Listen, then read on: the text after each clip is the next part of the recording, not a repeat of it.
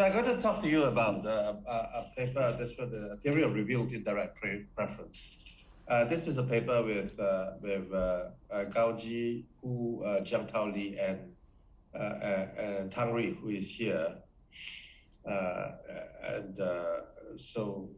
Right, Tang Ri could answer questions for me if I get into trouble at some point with getting myself confused or whatever. Okay, so let's just start. Let X be a set of alternatives and A and B subsets of X, which we interpret as menus, okay?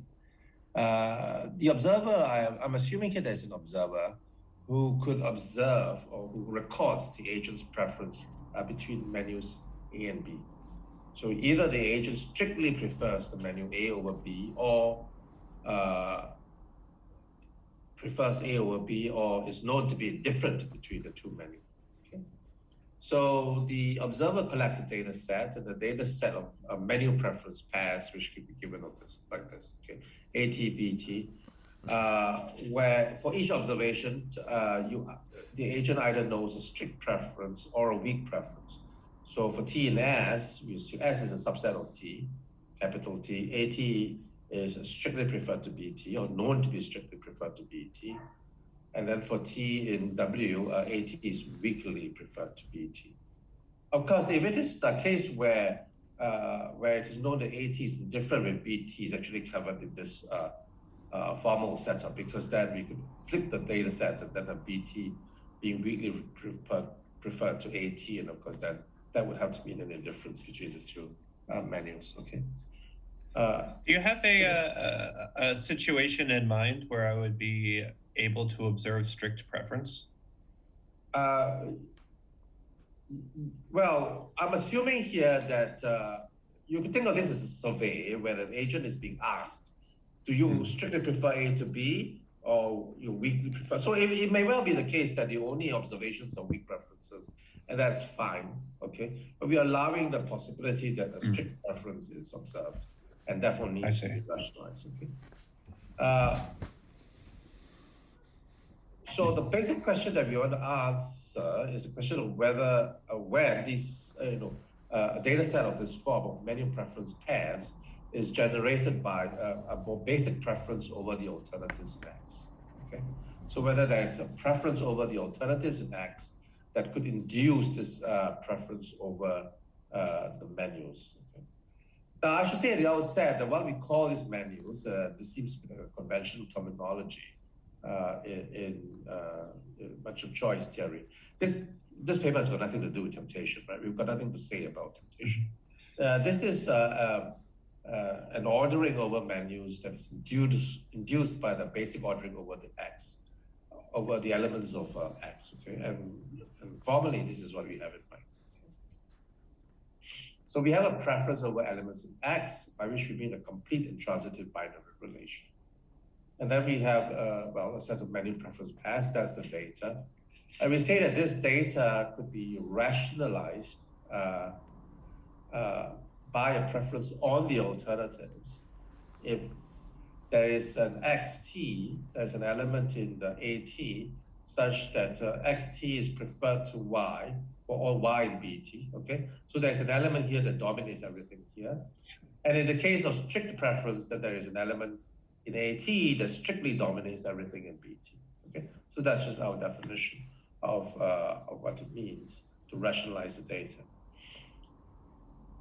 And the question we want to answer is, given a data set, how do we check whether M is rationalizable, whether or not such a preference exists? Okay? Now, you notice that as stated, this question is non-trivial only if the set of, there are some strict preferences. Because if there are no strict preferences at all, then I could simply hypothesize that the agent is indifferent across all bundles, and then of course every weak preference between menus would be rationalized in that sense. Okay. So let's assume that it is strict first. Suppose that T is equal to S. So AT is strictly preferred to BT for all T. Then the preference would rationalize M if XT is preferred to BT for all T. this notation just means that xt is preferred to every element in BT for all t, okay?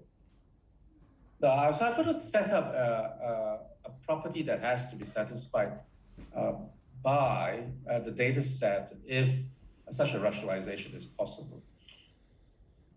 So you fix a subset of observations t prime, and there would be some observation t star such that xt star is going to be weakly preferred to xt for all t in t prime. Remember the xt is that element in AT, okay, the element in AT which we assume exists if rationalization is possible, that dominates everything in BT. So we have this collection of xt's. And among these collection of xt's, of course, there is the xt star, which is the most preferred element among all the elements in xt. And that's what I call xt star. So that's as it were the highest ranking amongst the dominating elements, okay? Now then it is quite clear that xt star is going to prefer to y for all y in BT prime, okay? So since it dominates everything, that all the dominators, it dominates everything in BT, okay? Now, given that it dominates everything in BT and this domination is strict, xt, of course, star itself cannot be an element in BT prime, right? And therefore, the conclusion from this is that if a rationalization exists, it must be the case that AT prime set minus BT prime is a non-empty set, okay? So there has to be an element in AT prime that is not in BT prime. And we say that M satisfies the partial congruence axiom if this property holds. In other words, for every T prime is a subset of T, AT prime set minus BT prime is non-empty. Okay. And this is a very old result due to Fishburne, which says that given a data set M, with T equals to S, that is where all the preference between menus is strict, then such a data set can be rationalized if and only if M satisfies the partial congruence axiom. All right? Any questions at this stage? John, I have maybe one quick question. You're dealing with observations where you can see the decision maker choosing one of just two menus. Is that important anyway? Well, the fact that you're dealing with pairs. Well, he has pairs, and he sees one menu being chosen from one, and then he has multiple pairs and sees, you know, between two elements, between two menus, which is the one that's being picked. Okay. Yeah. But would anything be different? If... Suppose an observation could consist of picking one menu from a collection of menus. Is that what you mean? Yeah. Okay, that's perfectly fine. That would still fall under this rubric. I mean, provided that, of course, the set of alternative menus is finite, right? So if I could see the guy picking menu A from a collection of menus consisting of A, B, C, and D, then I just have a list of 4: A preferred to B, A preferred to C, A preferred to D. Right. Okay. Yeah. Right. Sure. Okay. So this is covered by that case. Of course, if you have if the guy is choosing, as it were, from an infinite collection of menus, picks one menu from an infinite collection of menus, then that would not be covered this result. Okay. But in the case where each collection of menus is finite, that is indeed covered by this case, right? So anyway, so this is Fishburne 1976 as this is the old result that actually characterizes rationalization in this sense. Okay, so there is this background result, which in some ways is the one that on which our extensions rest. Okay? So anyway, so this is an example. A1 is strictly preferred, say, to B1. A2 is strictly preferred to B2. A3 is strictly preferred to B3.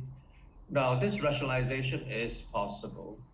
For example, by this ranking among the alternatives, X preferred to Y strictly, preferred to R, preferred to W, preferred to Z strictly. Okay. And of course, one could check the partial congruence axiom that AT prime set minus BT prime is non-empty for all T prime. So in particular, if we look at these three, we have X, Y, look at this thing here, and look at this set here, and there ought to be an element here that is not in here, is that element. X, I guess, right? So X, you notice, is in the set on the A's, but not in the B's. Okay. On the other hand, this is an example of a situation where it is where rationalization in the strict sense of Fishburne is impossible. Okay. So here in particular, you notice that X, Y, R, W are all on the left-hand side, and they're also on the right-hand side. So therefore this set is empty. Okay. However, you notice that it is in fact possible to rationalize this if some of the preferences are known to be weak. So for example, if A1 is known to be strictly preferred to the menu B1, but A2 is only weakly preferred to the menu B2, and A3 is weakly preferred to the menu B3, then believe me, this data set could be rationalized by X being indifferent with Y strictly preferred to, and so forth. Okay, so this rationalizes data. So what this shows is that the partial congruence axiom isn't the right property to check if agent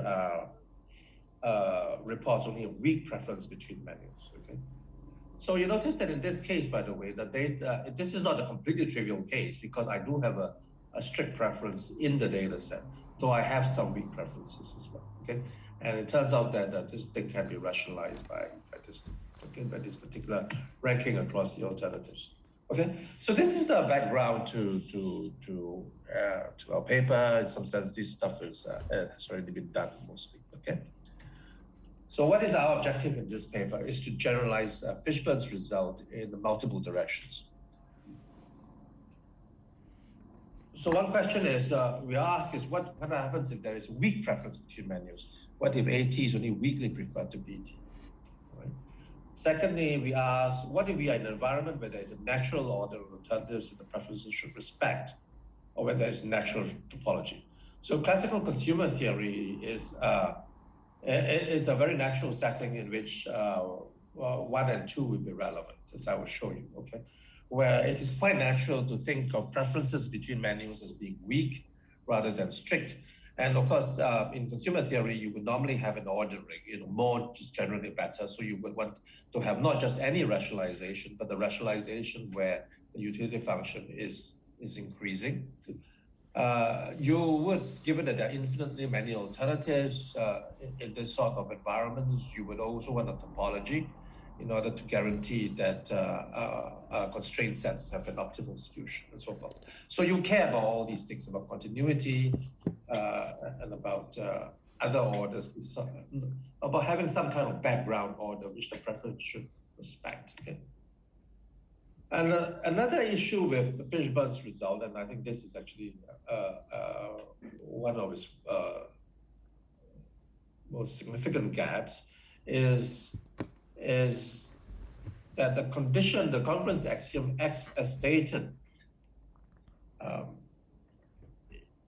cannot be checked in any sort of efficient way, right? Because the condition, you remember, requires the AT prime Z minus BT prime is non-empty for all subsets of T.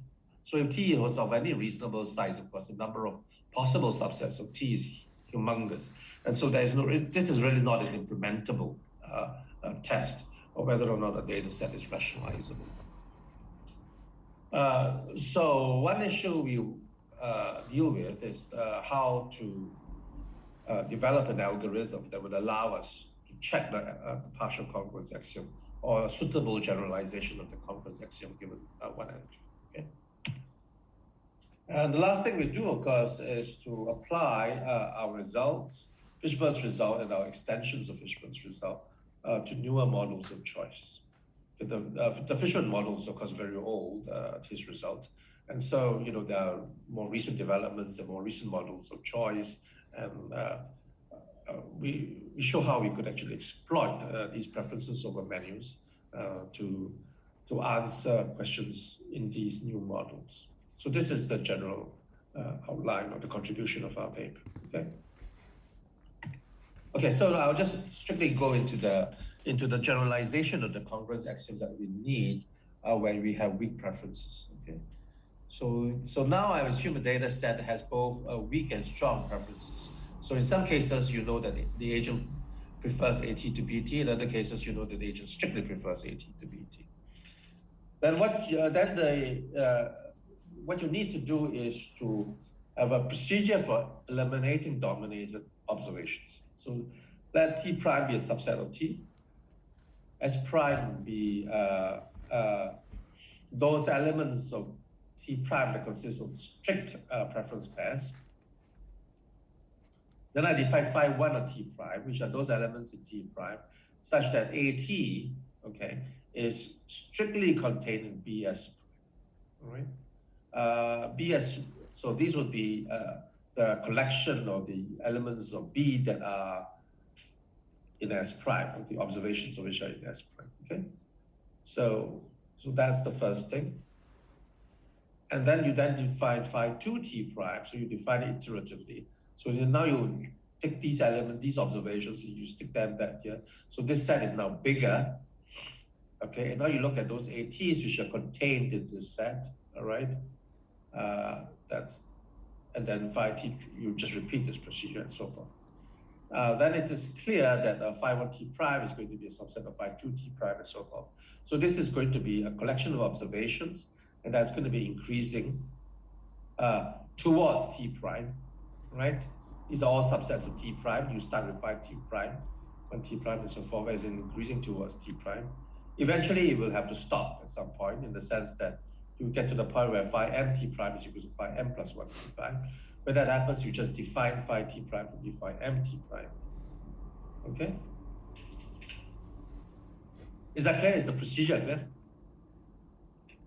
Yeah, the procedure. So you're finding. Sorry, go ahead, Eugen.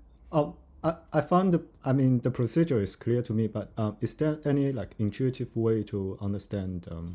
Yeah, I will give you why we're going to do this. Because, yeah, Josh.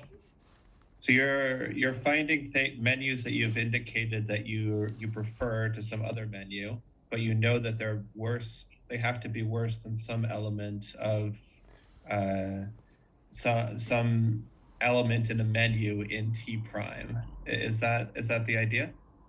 Yeah. Yes. Basically. So if M is rationalized by the preference, okay. Suppose M is rationalized by a preference, then there is going to be a T star. All right, such that xt star is in a T star, which means that xt star. So this again, you see, because AT is preferred to BT, so each one of these would have an element xt, which is the dominator, in the sense that it dominates everything in BT. Okay, so now you look at the dominating element amongst the dominators, and that's xt star, and that's going to be an AT star for some observation T star. Now this xt star is going to refer to everything in BT, all right, prime, and it's going to be strictly preferred to everything in BS, okay? And then because it is strictly preferred to everything in BS prime, it is not an element of BS prime. So it can't be that so if you think of T prime, it's not possible for AT prime to be a subset of BS prime, because it's not even an element. Yeah, and so at T prime, T star, sorry, is not going to be an element of phi 1 T prime. Okay, so so this is just a modified version of the partial equivalence axiom that we stated earlier. It's modified in this quite natural way. Okay, so this shows that so this T star is essentially going to survive this iterated elimination. So it's not going to be T phi 2, phi 3, and so forth, and therefore not going to be phi T prime. Okay? And therefore, you now come to the conclusion that T prime set minus phi T prime is non-empty. Okay? So this generalizes the earlier procedure, okay? The congruence axiom.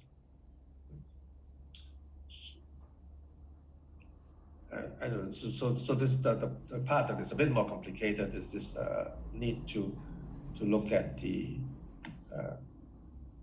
this containment relation to eliminate. So what you notice here is that we are phi T prime, phi 1 T prime is to eliminate those observations, which where the entire dominating set is actually contained within the right hand side amongst the dominated elements. Okay. And so those cannot contain T star and so forth. And so you systematically eliminate those, and T star ought to survive this systematic elimination. Okay. All right. And so T star, you just mean you want to find an observation number where there's possibly a alternative in the chosen menu, which could be better than every menu in phi T prime. Yeah. Is that... Yeah, I mean, it will. I mean, if it's rationalizable, then there will be such an element. There right? must be, yeah. There must be such an element. Okay. Yeah. So now we say that this data set satisfies the never covered property if T prime set minus phi T prime is not empty for all T prime subset of T. Okay. And this notion generalizes the partial concurrence axiom, and the result is, well, a data set of many preference pairs is rationalizable if and only if it satisfies the never covered property, right?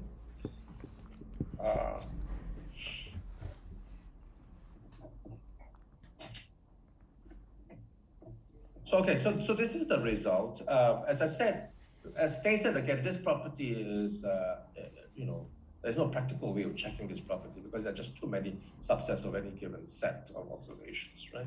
So we want to develop an algorithm, and here this is the algorithm. Okay. So what you do, it turns out to quite simple. You have the set, the overall set of observations to T, for which of course you could calculate phi T, right? And then you set phi T to be T1, and then you can calculate the phi of T1, okay? And then, which is now T2, and then you calculate the phi of T2, which is T3, and so forth. And this is a sequence of nested subsets now, okay?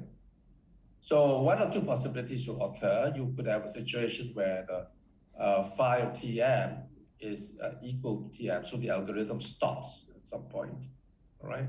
At a non-empty set Tm.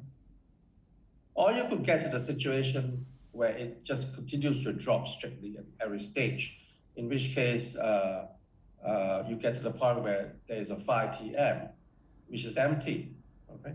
And if you get to that point, then the never covered property rules, okay? So in other words, instead of having to check for all subsets of T, you only have to check for a nested sequence of subsets of T. And that's why this algorithm, this is a much more efficient algorithm. So clearly there's a nice bound on the number of subsets that you have to check. Okay? It can never be more than the number of elements of T itself. And is that easy to calculate, that second step there? Which step? So there's a second line, define Tn plus 1 equals phi, etc. Yeah. So your algorithm would require you to calculate this a bunch of times. So to calculate Tn plus 1 from phi Tn. Yes. Is that straightforward to do? Well, the issue you're asking is whether it's straightforward to calculate phi T, right? I guess that's the question. So the calculating phi T requires you to do this, which is an iteration. So I have to, okay. Yeah, okay. So that itself is an iterative procedure. But again, you notice it's climbing in the one direction. So it is again sort of a polynomial type algorithm. Okay. All right. So I mean, of course, in strictly speaking, whether or not this is easy to calculate depends on how complicated these sets AT and PT are, because you are checking a set inclusion, and and checking a set inclusion can in principle be very, very complicated. But the sets, of course, that we are dealing with in the applications would, for example, we are looking at budget sets, for example. Then checking these set inclusions are just checking linear inequalities. So in practice, this is not a difficult algorithm.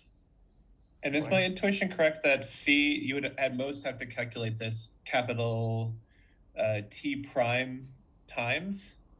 So to calculate phi of T prime, you would have to calculate. Exactly. And then you calculate then you can work out the number of times, but it is clearly polynomial. Yeah, okay. Okay.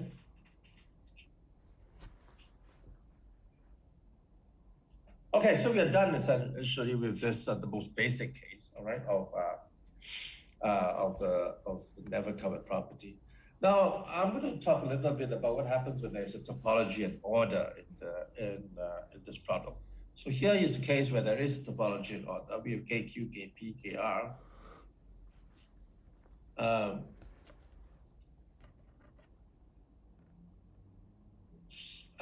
So you have three budget sets. So suppose the information you have that KP is weakly preferred to KQ. So this budget set, in other words, the agent prefers this budget set to the budget set KP, and then he prefers KP to the budget set KQ, and then prefers the budget set KQ to the budget set KR. All right. So that's the preference. Now, clearly, these are both weak preferences. So if I don't impose any sort of restriction on the preference, this is trivially rationalizable. I just imagine the consumer to be different across everything. But that wouldn't be interesting. And normally in this sort of situation, you would say, is there a utility function that rationalizes this preference across budgets that is, say, increasing? Okay, and the answer is no. Right? Basil, you look perplexed. Is that okay? All good, John. Thanks. Okay. All right. So, yeah. Now, it turns out, of course, that this preference cannot be rationalized by an increasing utility function or a monotone preference. So why is that so? Now, it's simple, right? Because you look at this budget set, you notice that every point in this budget set is contained within the interior of either KQ or KR, right? So it's simply impossible. So if it were true that KP is bigger than prefer to KQ and KQ is prefer to QR, there would be some element in KP that is going to be superior to everything in KQ and KR, right? And that's impossible because every element in KP is going to be dominated by some element in KQ or QR, all right? So clearly this is just nonsense, right? All right, so this is clear. So now the question is, how do you get a result that sort of captures the sort of phenomenon? So the never covered property can be modified to incorporate various requirements, this utility function preference. So in this case, we have AT and BT. We imagine AT and BT are linear budget sets, so AT is this. When can we rationalize M with a strictly increasing preference? Okay, when is it the case that by strictly increasing preference, I would mean to say that if X double prime is bigger than X prime in just the product order, then the preference has to respect this. All right. If there's more of apples and oranges and every other fruit, it must be the case that you prefer X double prime to X prime. Okay. So then, okay. So linear budget sets is just an example of menus in this case. So it turns out that there is an appropriate notion of dominated observations, which allows us to incorporate the increasing order. I'll give you an explanation of what this means, okay, later. But anyway, the never covered property would then say that you want this thing to be non-empty for every non-empty T prime T, okay? And then the following statements of M are equivalent. M is rationalizable as strictly increasing preference. M satisfies property, the never covered property under phi, by which I mean this, okay? And lastly, if it is rationalizable, if it satisfies this property, then it turns out that you could rationalize this thing by a preference that means a strictly increasing and continuous utility function. Okay?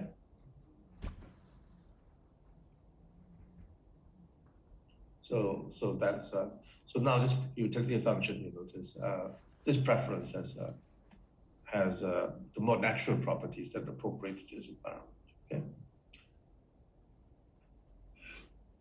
Now, if you have linear budget sets, okay, so not just general constraint sets AT and BT, but linear budget sets, then you could make the statement even stronger. You have strictly increasing continuous and concave utility functions. Okay. Oh, okay. Sorry, I thought the previous theorem was linear budget sets. What is going on? It's just any Any order any AT and BT. So Any- here, and- any AT and BT, well, I suppose strictly speaking, so think of AT and BT now as being a subset of subsets of the Euclidean space, okay? Arbitrary Okay. subsets, not necessarily, or think of them as nonlinear budget sets, okay? Then you have this rationalization that where the utility function doesn't have to be concave, but once these are budget sets are linear, then the utility function could be chosen to be concave. All right. Is that clear, Josh? And is that exogenous ordering? Is that can that be kind of anything? Any, let's say, continuous? Yes. So this thing, of course, builds on the Nishimura Okankwa paper. So the ordering here, I'm just giving a specific example where the ordering is the product order. In general, the ordering could be there are restrictions, but it could be much more than that. Okay, it could be the sorts of orders that are associated with first order stochastic dominance, for example, etc. Okay. Right. Okay. So this result, as I'm stating here, is in the case where the ATs and BTs are linear budget sets, is a finite analog to a well-known classical result. So the well-known classical result is that when you have an indirect utility function, okay, rather than a function from say prices to the real numbers is a true indirect utility function, in the sense that there is a utility function that induces that if and only if V is a quasi-convex function. Okay. In other words, imagine that the agent's income is fixed at some nominal value, say 100. Okay.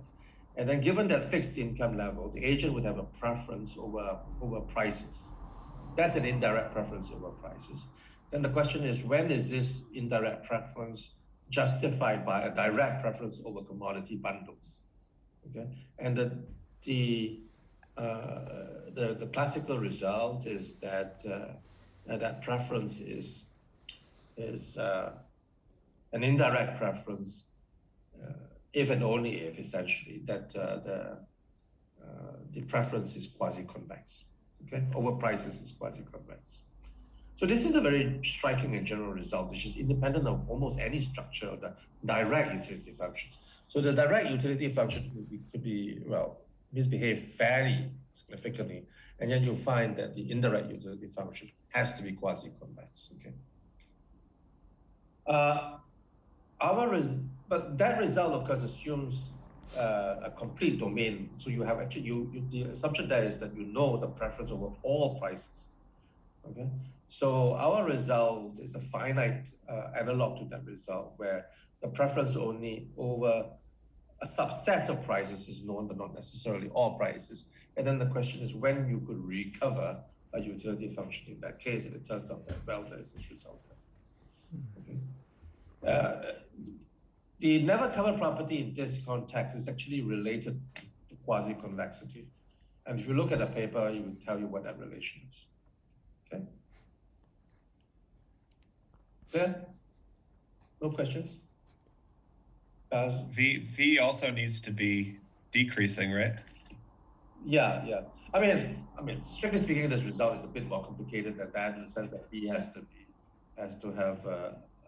be decreased, and there's some technicalities, but essentially the quasi-convexity is the distinctive condition. All right.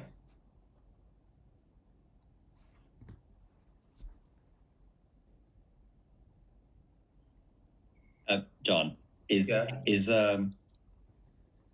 niceness a technical term here? Where? You're saying M can be nicely rationalized. Oh yeah, sorry. This is in the paper. It is a technical term, but I should have gotten rid of this here. Okay. All right. Okay. Okay. Yeah, in the paper, it actually explains what nice. So I should simply say N can be rationalized by assuming using continuous and concave utility function. So yes, in the paper it is a technical term. Over here, it's just a typo. All right.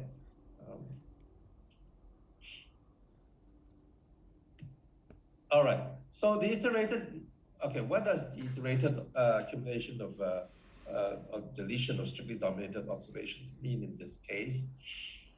So here I've given T prime is a subset. I'm going to go through this fairly quickly. The T prime is going to be a subset of T, W prime are the weak preferences amongst these observations, S prime the strict preferences amongst these observations. Then you construct, as it were, phi 1, phi 2, phi 3 again by some the same iterated procedure until the procedure stops and you define phi T prime. And then you could argue in a straightforward way that this is again non-empty, okay, using that R. So the definitions would have to be modified. And here's the modification in the case where this is a product order. And the AT and BTs are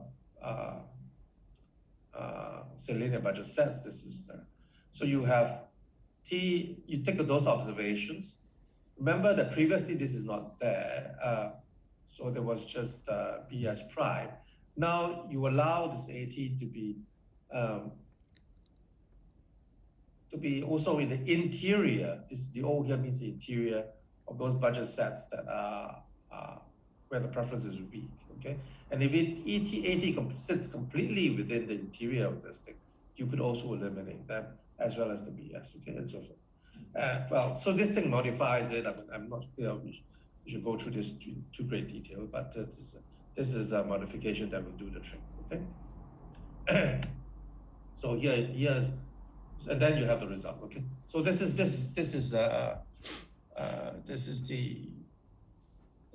result. This is the first application to rationalizing price preferences. So now I'm going to go to another application, which is the generalization of Afra's theorem. So we observe a consumer, supposing choosing a bundle XT from the budget set LPT. Okay, so this is a linear budget set. I've normalized income to 1. So this data set is of this form. XT is a choice, LPT. This is the budget set. The question posed by Afrath is, when is there a utility function U such that the utility of the choice or the observed choice XT is preferred to everything else in the budget? Okay. And Afrath's theorem will say that this data set is rationalizable by a strictly increasing utility function if and only if it satisfies generalized axial review preference, GAP. Okay. So this is Afrath's theorem, and you're probably familiar with it, all right? So, yeah. So now the question that I would like to answer is this. Suppose, unlike Afrath's theorem, we assume now that the observer does not know exactly what the choice is. Okay, so his observation of the choice is, say, imperfect. Okay, the choice, and that it is within the set AT. So then the data set we could think of as a cause data set, AT this. So in other words, the choice is not perfectly observed, but it's just known to belong to a set AT contained within the budget set. Okay? So then the question in this case, where the observations are imperfect, we could ask the question, when is it the case that there is a strictly increasing observation, U, and some choice in AT, some bundle in AT, such a utility of XT is greater than the UX for all X of this, all right? Right. So this is a natural generalization of Afrath's theorem to an environment where the choice of the consumer is not observed perfectly.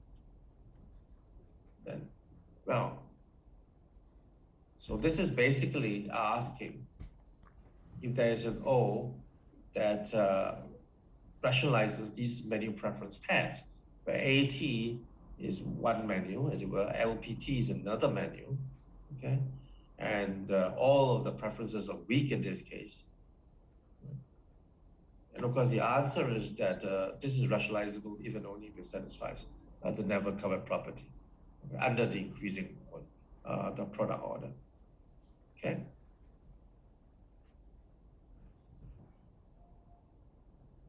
So Afrath's theorem generalized. Yeah? So this is a cause data set, and the following statements are equivalent. All can be rationalized by a strictly increasing preference. All satisfies the never covered property under the product order. And O can be rationalized by a preferential utility function representation that is strictly increasing, continuous, and concave. Okay, so this generalizes our first theorem to this environment.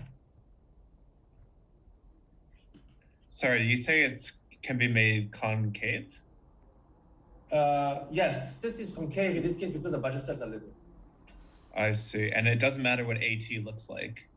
It doesn't matter what AT looks like. So AT doesn't have to be a convex set or subset. It doesn't have to be a convex subset of LPT. This is still true.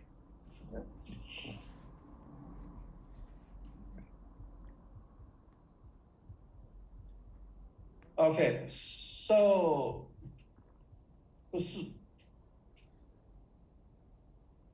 here's a variation on what I told you just now. Just now earlier on, I said that you have an AT and you can't observe imagine an observer who cannot observe the consumer's choice perfectly, which is not unreasonable when you have observational data. But in some environments, for example, an experimental environment, then of course the choices are observed perfectly. So you can't say that you are observing the choices imperfectly. But nevertheless, in those environments, it is common, when the subject in the experiment is making lots of choices for data sets to violate gap, right? And if you look at some of the data sets in these experiments, like the ones by Choi, Fisman, Gate, and Karen, many of the subjects would violate gap exactly. Okay. Then, of course, there are various ways of measuring the seriousness of these gap violations, and the most common one is, of course, the critical cost efficiency index, which is used by many authors. Now, there is an alternative way of doing it, and this is what we talk about here. One way of doing this is to check the extent to which we need to perturb the observation xt. Okay, so this is kind of closer a bit to sort of the econometric approach to this thing, which is to look whether there's a perturbation such that x tilde t LPT can be rationalized, right? And then we could say that that this data set is rationalizable if the perturbations that we require are not too far away from the observed xt. Okay. So what we do essentially is to create a neighborhood or a ball, loosely speaking, around the observation. All right. So this is the observation itself. I require the expenditure between the observed point, but the observed level of expenditure between I and perturbation xi. We restrict that to the size kappa. Okay. And then you have a data set like this. So this data set will consist of LPT, the budget set, and little balls that are drawn around the observed bundle, which is xt. Okay. And then you could ask whether there is a bundle in this little ball or neighborhood around xt, such that perturbed bundle is the one that maximizes utility in the budget set. Okay. And of course, you could interpret this as some kind of index. Okay? So the smaller the ball, the closer the data is to being rationalizable. So the perturbation index of this data set is simply the smallest ball you could draw around the observations that were rationalized. Okay. So of course, if you have a data set and you draw a ball that's sufficiently large, then it is always going to be rationalizable. If the data set is exactly rationalizable, then you could set the ball to have radius 0. And if the data set is imperfectly rationalizable, then there's going to be some ball that is non-trivial that is going to rationalize the data. Okay. And the general idea is the bigger the ball, the less rational you are. Okay. So here's an example. This is two data sets. Obviously, these observations x1 and x2 violate gap. So they are not rationalizable as such. Then you could draw a ball. In this case, it's just basically an interval or a neighborhood around x1. And if the neighborhood is sufficiently small, the perturbations will still violate gap. But if the perturbation is sufficiently large, as in this case, then gap is no longer violated because you could choose the perturbed point to be outside here. And the other point, you could leave it as it is, and then this data set would then be rationalizable. Okay. So in this case, this simple example, kappa is just the smallest value, so that A1 is not contained within L2, essentially, right? And that would be enough to make the data set rationalizable. So obviously, then, so you could then use our basic result on menu preferences to calculate the perturbation index. Okay?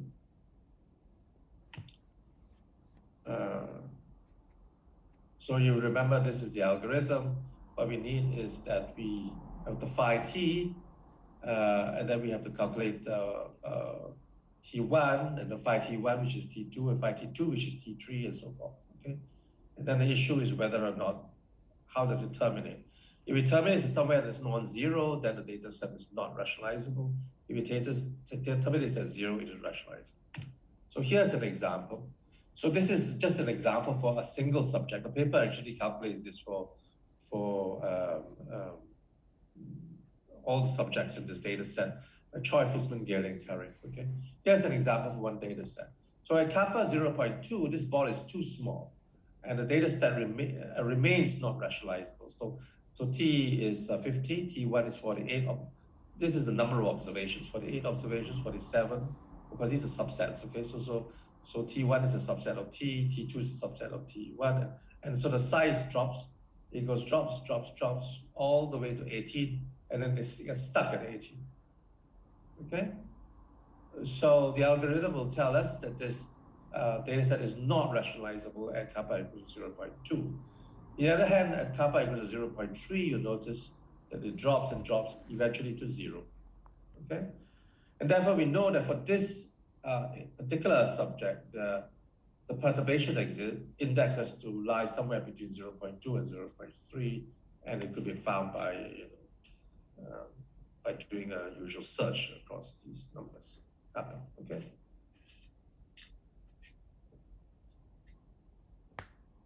All right, so this is the perturbation index. So this is okay. So now the third and final application. The paper has got 4 applications, but I'll just cover 3. This third application is to multi-rational behavior. So this is one of those new models that that are, I guess, not prominent, not even existing maybe, at a time when Fishburne wrote this paper. But this is what people have developed more recently. And we could use this type of menu preferences result to help study these models. Okay, so here the multi-rational model goes like this. So you have a finite collection of subsets of X, and imagine you observe a correspondence, a choice correspondence. So this is a correspondence where so the interpretation is A is a constrained set, and A of A, which is a subset of A, are the items which are chosen from A. Okay, and you observe. The assumption now is that you observe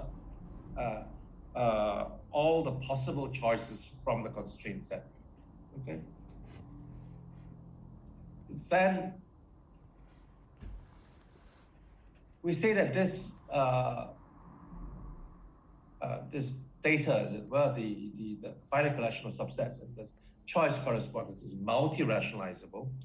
If you could find a set of strict preferences, okay, with the property that X is strictly preferred to Y for all Y in A for some preference. In other words, you could justify the choice by one of the preferences in this set of preferences. Okay. So the idea is that this guy might be one person. He could be a group. He chooses different things at different. He could make different. And every one of those choices in the FA has to be justified by a preference in this set capital Pi. All right. So, for example, you have here. This is an example of a set that is not rationalizable, multi-rationalizable. So this is a set consisting of X, Y, Z. Imagine that the sigma consists of these 3 sets. imagine that between in the constraint set contains of x and y, x was chosen, with y and z, y is chosen, x, y, and z, x and z is chosen. Now this is not multi-rationalizable. Okay, why is this not multi-rationalizable? Because the fact that x is chosen here, and this is unique, means that even if there is a set of preferences, all the preferences have to agree that x is preferred to y, strictly. And since this is y is chosen uniquely, again, all the preferences have to agree that y is preferred to z. Okay? Which means that in a set consisting of x, y, and z, all the preferences have to agree that x is the preferred element uniquely. But in this case, you notice that f consists of x and z, all right? So this is not multi-rationalizable, and that's it. So is the model clear? All right? So I got confused a little bit. So F needs to output those alternatives which are preferred by at least one of these strict preferences. Is that it? Yes. Okay, so when I see f of xy equals x, that means that there's at least one preference in there that thinks x is better than y. And I guess they all have to agree. No. All of them agree that x is preferred to y. Otherwise, I would have seen y. Because the notion of rationalization here is strict. You know, this f is equal to this. Yeah. Okay. I see. So in x, okay. yeah. So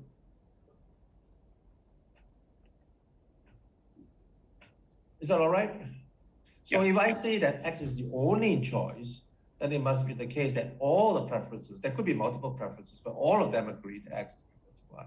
And here all of them agree that y is preferred to z. Okay? Which means that all of them have to agree that x is the best element in these three, among these three. Okay, so you can't have this.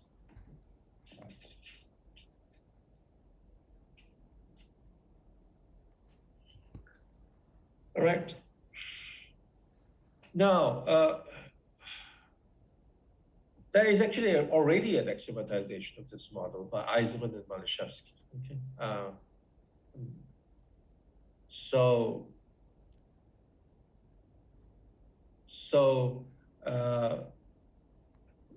what they do is that they assume that a set of, as is kind of standard in these choice theoretic axiomatizations, they assume that all possible constraint sets are observed. Okay, so sigma they assume to be the set of all non-empty subsets of X. Okay, so then the choice correspondence between from this calligraphic X to X, where the usual restriction, and the choices have to be a subset of the constraint set. And then they show that this is axiomatized, is rationalizable or multi-rationalizable if and only if these two axioms are satisfied, the axioms of Chernoff and Eisenman. Okay. So our job here in our contribution to this model is not to give an axiomatization. It is already been given, and you could you could convince yourself or not convince yourself that these are reasonable or not reasonable axioms, whatever. Okay, so that's not our job here.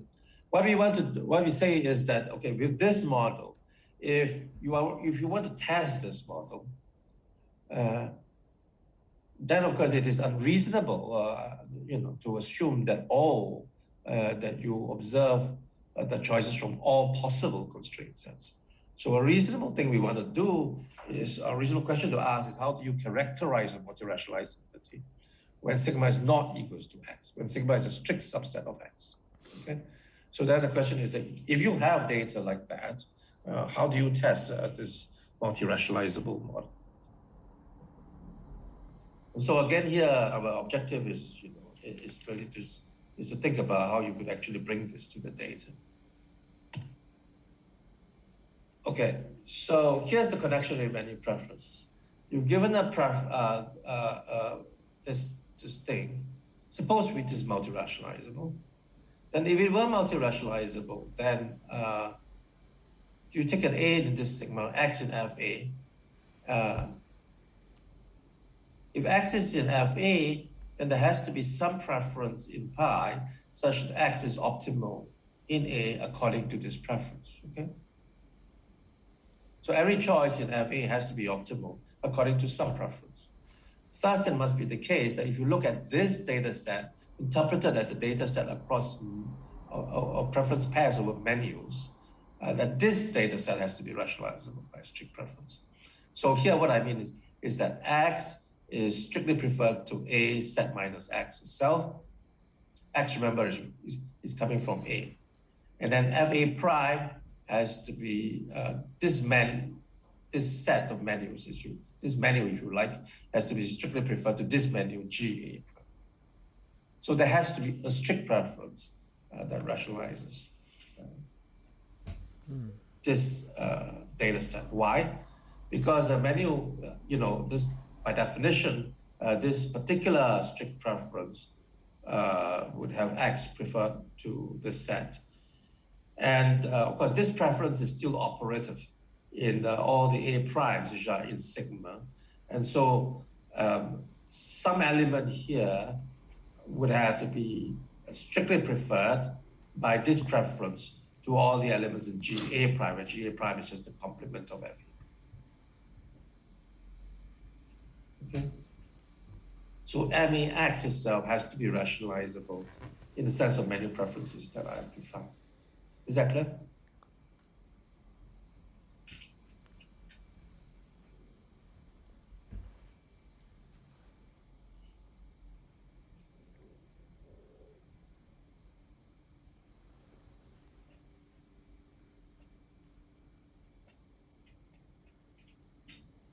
All right. So the first element that you added to the calligraphy M set, it's X and A not X, but X is only one of the choices I made from A, is it? So there's some potentially some other choice Y, which is in F of A, and okay, but yeah, of course, yeah. So but Y is take any element X in FA. This thing has to be rationalizable in the sense of menus, correct? Yeah.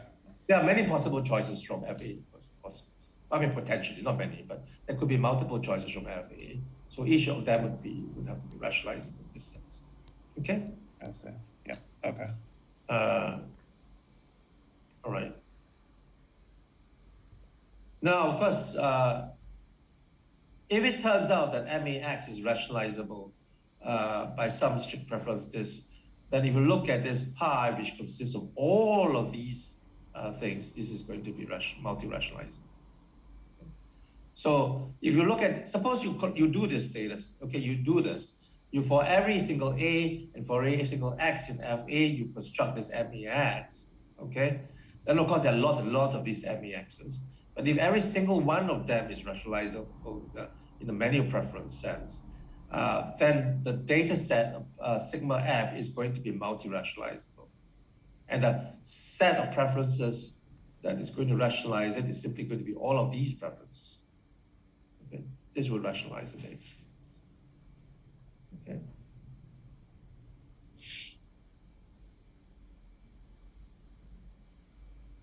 So I'm not saying that this is necessarily a viable procedure, but this is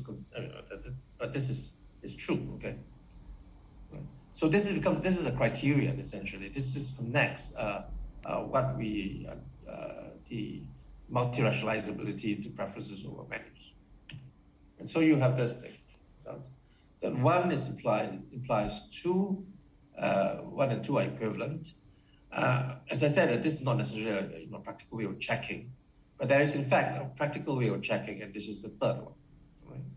Well, the third is not practical either, but it's closer to something that is practical. And this third criterion we obtain through this characterization by 2. And this characterization says that for every sub-collection of observations, you look at the set for every B that is contained that contains this thing. FB has to not have an intersection with this union of the G's. Right? I'm not claiming that this is particularly transparent. It is not. Right? And as stated, in fact, is not practical to check it either because it involves all subsets of observations. Okay, but again, we develop an efficient algorithm for checking the last condition. So that you don't have to look at all subsets of observations. You just have to look at some subset, a certain nested sequence of subsets of observations. And therefore, the third characterization actually leads to an efficient algorithm. Okay? So with this algorithm, you could check whether the data set is multi-rationalized. All right? Okay, so that's it really. So so for a data set of many preference pairs, just to summarize, we provide an implementable way of testing if it is rationalizable. Now the paper gives actually 4 applications rather than just 3. So there is a 4th one which I didn't cover, which is a test of choice behavior generated by min-and-max regret. This is actually a very interesting model, but I mean, it's a bit more involved, so I don't think we should spend time in this talk to look at it. But you could read it in the paper. But we've done 4 things, 4 applications. We have a characterization of indirect preferences over prices of finite data. We've generalized Afria's theorem to data sets with imperfectly observed choices, and we've just discussed, of course, a test for the multi-preference model.